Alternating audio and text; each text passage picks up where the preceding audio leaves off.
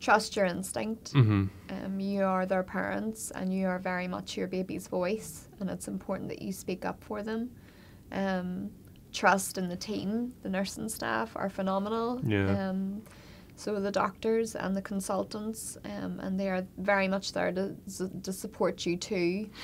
I think the situation can change so quickly with these babies, and I think it's easier said than done, but my advice would be not to look too far ahead and to really try and be in the moment and celebrate what can be celebrated for your wee one.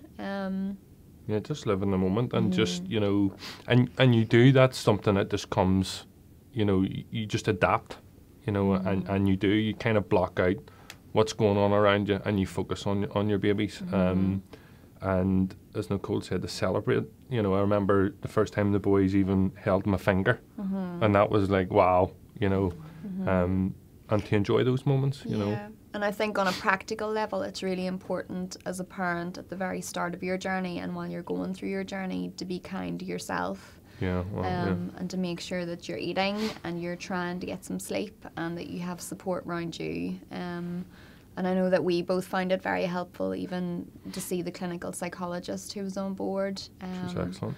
And go to any consultant or any nurse or any doctor to kind of have a chat about the situation. Don't be afraid to ask questions. You know, I think there was times whenever we might have had to speak to 2 consultants and asking the same question, you know, or maybe even 3 in order to get what it was that, you know, in order to understand. You know, exactly, in order to understand what, you know, what we were asking.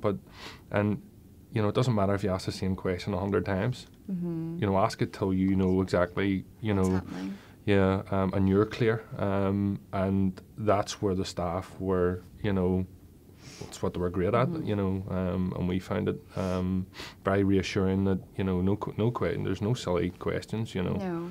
No. But it is a very intense and in some cases very long journey for parents, and I think you just have to sometimes live hour by hour and really try to be present in the moment and just trust your gut instinct on things. We kind of, you know, looking back on it as well, we would always spend time where the 2 of us would just have time together as well. That's very important.